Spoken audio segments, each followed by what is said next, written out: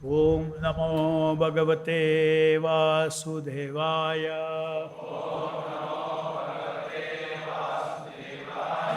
Reading from Srimad Bhagavatam, 4th Canto, Chapter 14, text number 10. Aheriva payaha poshaha poshakasyapi anarthabrit venaha prakrityeva kalaha sunita garbha sambhavaha. Translation purport by His Divine Grace Srila Prabhupada ki jai. The sages began to think within themselves, because he was born from the womb of Suniti. King Vena is by nature very mischievous. Supporting this mischievous king is exactly like maintaining a snake with milk. Now he has become a source of all difficulties. Purport. Saintly persons are generally aloof from social activities and materialistic way of life. King Vena was supported by the saintly persons just to protect the citizens from the hands of rogues and thieves. But after his ascending to the throne, he became a source of trouble to the sages. Saintly people are especially interested in performing sacrifices and austerities for the advancement of spiritual life. But Vena, instead of being obliged because of saints' mercy, turned out to be their enemy because he prohibited them from executing their ordinary duties. A serpent who is maintained with milk and banana simply stores poison in his teeth and awaits the day to bite his master.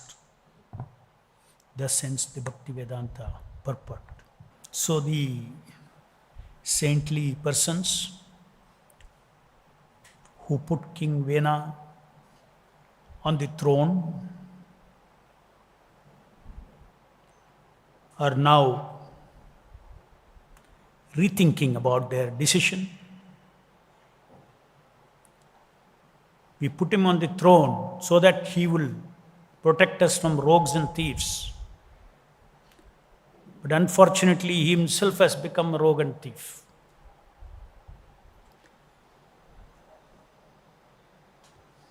They put a thief to catch a thief.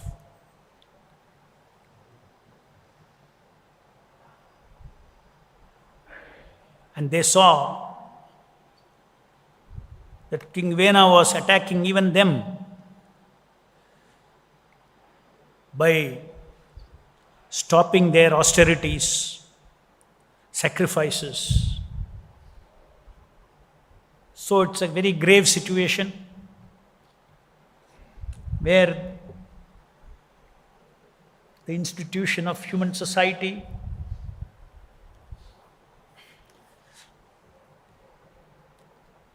was in great distress due to the attacks created by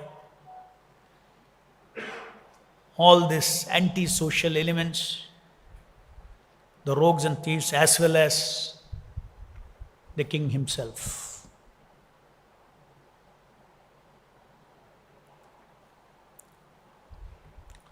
The great saints, saintly persons, they have tapashakti. They don't need any other weapon to simply wish and will that Vena dies.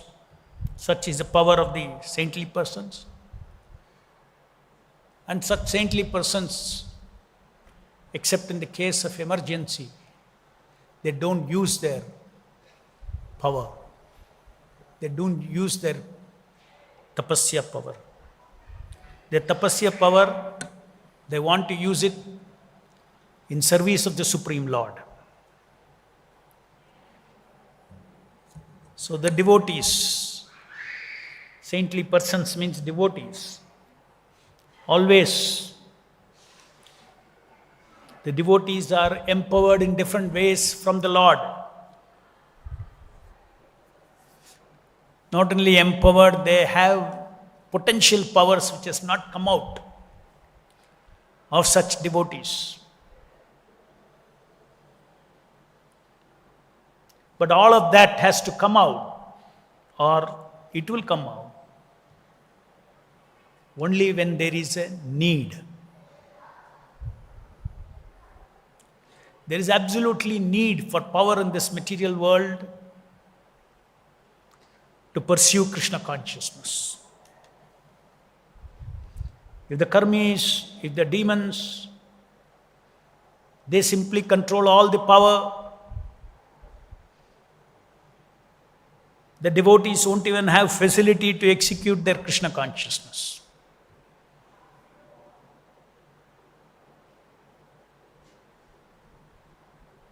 Fortunately, for the mercy of Sri Chaitanya Mahaprabhu, in spite of this worst situation of degraded Kali Yuga, where the Varnashrama's institution has collapsed, due to his causeless mercy of Sankirtana movement.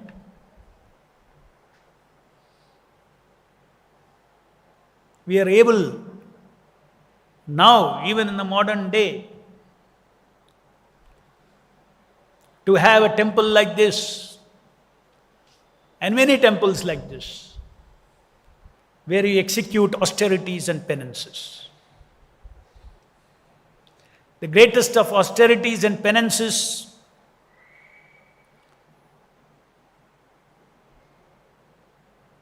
of which nothing can equal is a Sankirtana Yajna performed in the temple hall from Mangalarati up to end of Bhagavatam class. This is not an ordinary activity.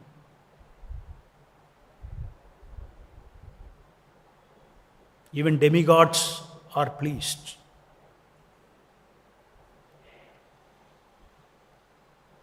This activity is the power of the Hare Krishna movement.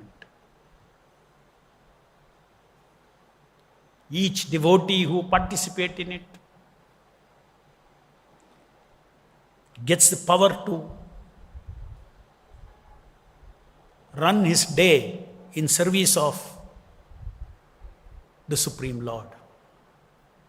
Devotional service.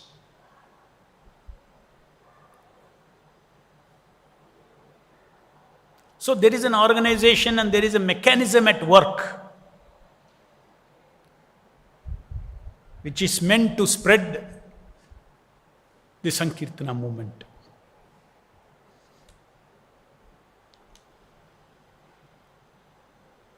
More and more such Sankirtana centers should be opened, not necessarily to this extent. This extent, Bangalore temple, high-powered Sankirtana. High-powered.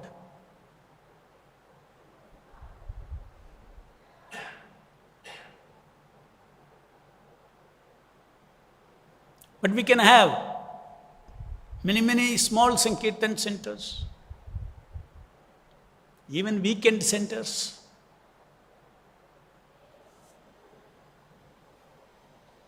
There are 6.5 lakh villages in India. We can have 6.5 lakh Sankirtan centers.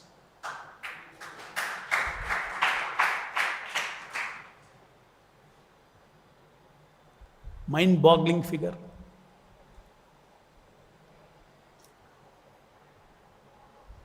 Even if those centers become weekend Sankirtan centers, it will change the world.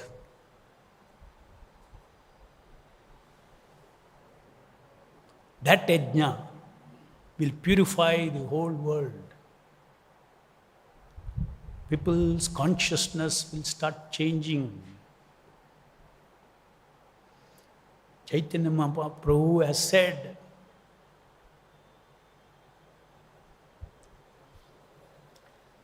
when Chaitanya Mahaprabhu was about to behead Jagai and Madai with the Sudarshana Chakra,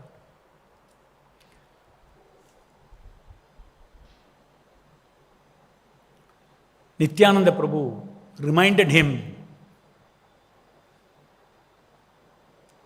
you have not come in this avatara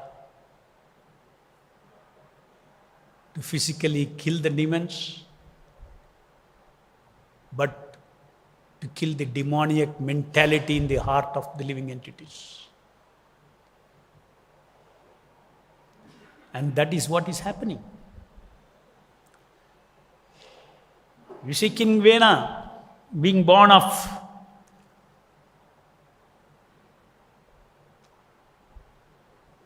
untimely pregnancy.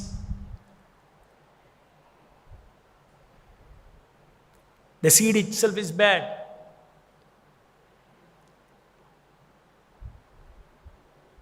According to Varnashrama institution, every couple is supposed to go through the process of Garbhadhanam Samskara. That means they have to choose what time, which day, what time they plan to unite for the glorious purpose of bringing forth a devotee into this world. A good human being into this world.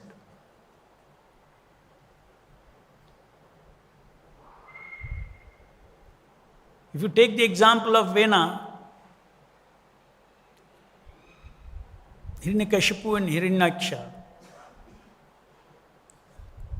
that was also wrong timing of birth. Again, breaking the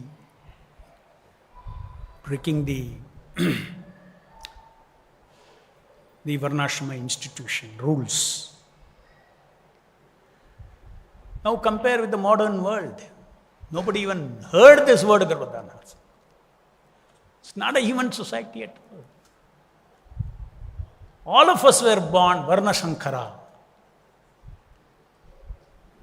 We are all born from ignorant parents. So we all have so many defects from birth. It is a fact. Somehow by good fortune, Srila Prabhupada is engaging us all by pushing down our anarthas and amplifying our any good quality.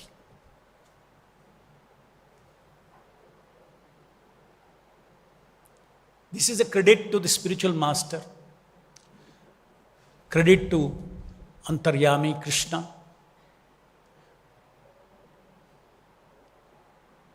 the Guru within and without, the credit is to them.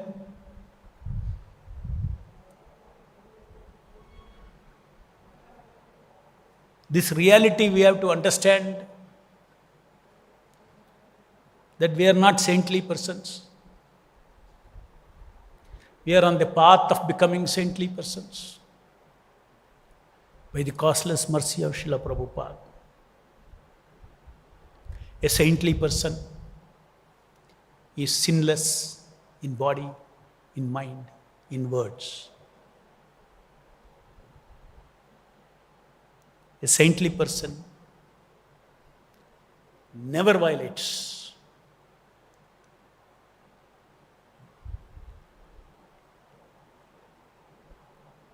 They always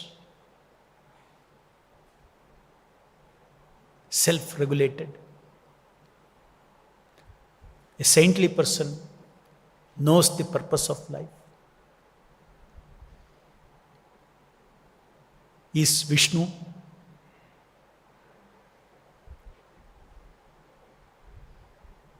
And that is what we are trying to become by the costless mercy of Prabhupada and Chaitanya Mahaprabhu. The very fact that Chaitanya Mahaprabhu medicine is working, even after 500 years, is the Sankirtan movement of Srila Prabhupada. How it is changing the perspective of the world in the minds of so many souls.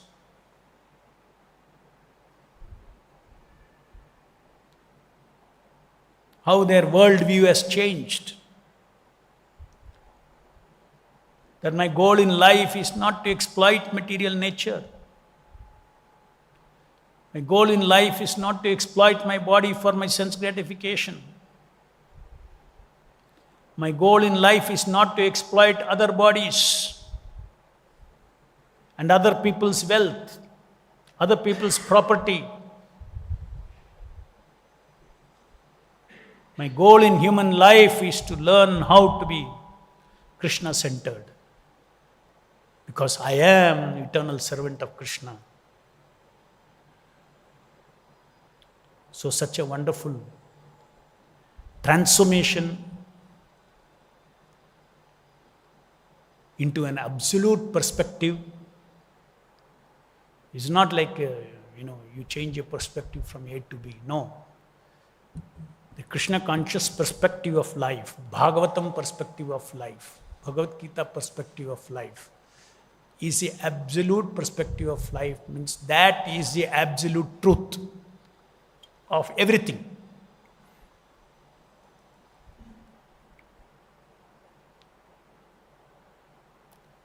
We should go back to the reference and change our perception.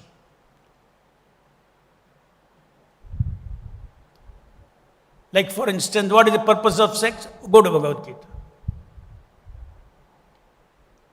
Very limited purpose.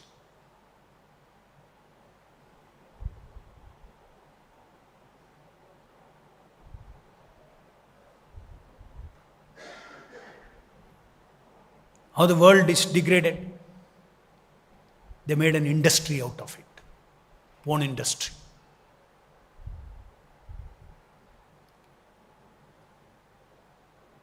Taking advantage of the uncontrolled senses of the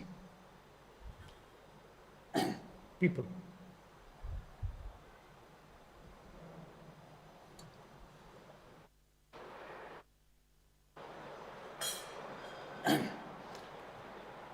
So Maya has succeeded in creating a mountain out of a molehill.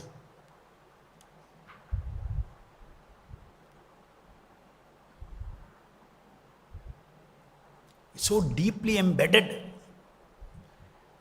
in our minds, we think it's a very big mountain to cross. If you take the dharmic perspective, it's a molehill.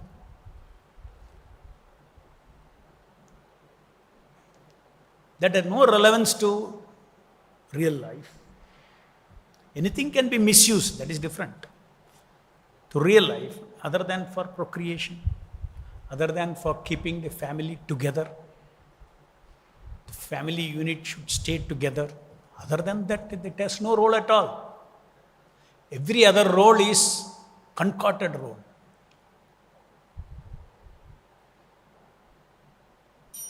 There is no difference between, from the spiritual perspective, what is happening to the mind. There is no difference between porn industry and cricket industry. That's also completely artificial. First a game was created, right? And a game means success and failure. And then it grew bigger and bigger. It brought more and more people attached. The phenomena that is happening in the brain is the same. excitement, anticipation, hope, success, failure, up, down.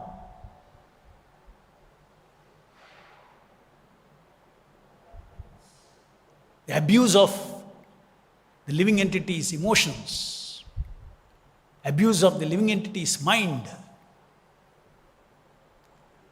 That mind could be so much utilized, that emotional strength could be so much utilized to direct towards getting attached to Guru and Krishna. So much our prana goes because of all the contaminations from childhood to get this out. But somehow or the other, the holy name of the Lord is so powerful. It is possible for devotee to clean their mind, wipe their mind clean of all these concoctions. That is the power of the holy name. That is the power of the chit, the clarity that comes. How it is a cheating game. It's a self-deception. I am cheating myself. I am harming myself. Not that I am displeasing my Guru. Of course you are displeasing Guru. Why you are displeasing? Why the Guru is displeased? Because you are harming yourself.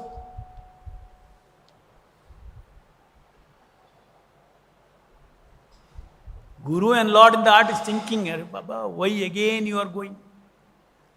You are hurting yourself again, falling into illusion. Be situated in the truth.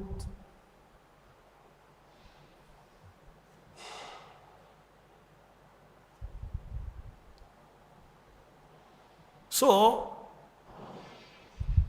the fact remains that yes, we are all Varna Shankaras, Kalo Shudra Sambhava. And it's a miracle. Nothing short of a miracle. In fact, Prabhupada says we don't use the word miracles because there is a science behind it. The science is when you touch the holy name of the Lord, seriously, the Nama Avatara, the heart starts getting cleansed. Cleansed means what? Cleansed of what? Ignorant beliefs. So many pleasure beliefs we have.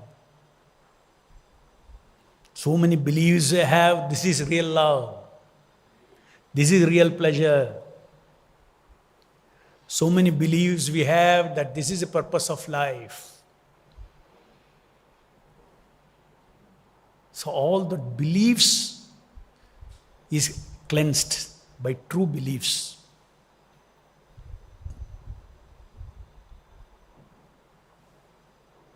So this Krishna consciousness movement is a great gift to human society. However, from the Vyavaharic level, certain things have to be noted from this verse, where it is said that we should not feed milk and bananas to a poisonous snake who stores poison in his teeth and awaits the day to bite the maintainer, bite the master. So because of this, we have to always be careful that we be in the association of devotees. And none of our serpent-like qualities are fed with food. And that is one of the toughest job of spiritual management. This temple is not running by material management. It is running by spiritual management. Material management comes following the spiritual management. We should understand this. Every management situation, of course, when we manage the employees, it's a different matter, totally material management. But when it comes to managing the devotees, they dedicated their lives. So sometimes some big anarthas comes up. So there is spiritual management where the devotee's mind needs to be controlled, devotee's mind to help him. He has to put in a controlled environment.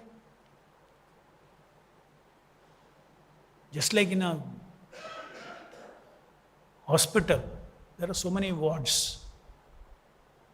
Sometimes there is an ICU also. Emergency ward, ICU, different wards are there. The care is different. So, we are all in a spiritual hospital. It's a spiritual hospital. In the spiritual hospital, spiritual management goes on. So sometimes management decides this. It's not easy. People simply think, oh, what is there? It's all material management. In this organization, only those who are doing management have got value. Others have no value. They say that. But spiritual management is you have to have some kind of a maturity to identify the problems based on anartha to help the devotee. No devotee should think that I have come without any anartha. I have come to Srila Prabhupada with so much anarthas. In the association of devotees, I will be corrected.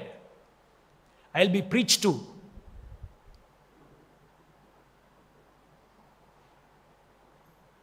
I will be taken out of my mental platform for my own benefit. So that is another factor that we have to remember. So one of the principles of spiritual management is because both the asura as well as devotee, both are in the same mind. We are born with that.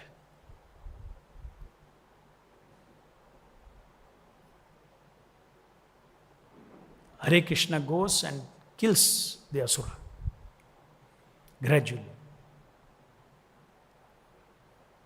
So if that kind of controlling, one of the asuric tendencies is what? Control everybody. Some devotees bully everybody.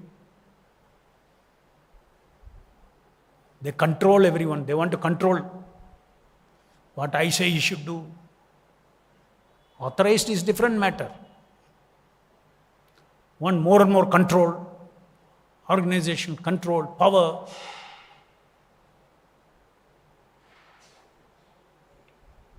Maybe well intended, but this is a disease of the material world. We have come here to give up that. We have come here to learn a new perspective of power and control on behalf of Krishna. You come here for that. That is our spiritual journey. As we stay in the ashram and as we grow up in the association of devotees, we become a transformed person where lauding tendency completely vanishes and the servitude attitude manifests. Then your ashram life is successful.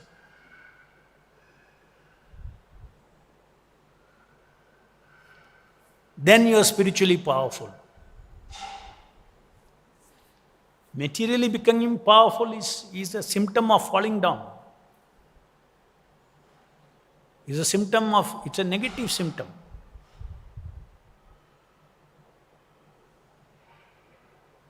So all these things,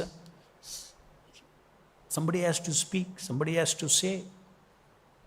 Otherwise, the default perceptions of management remain in our mind. And we see everything with that perspective, with material perspective. We think chanting Hare Krishna is the only spiritual. No. Everything that we do here is spiritual. Any questions?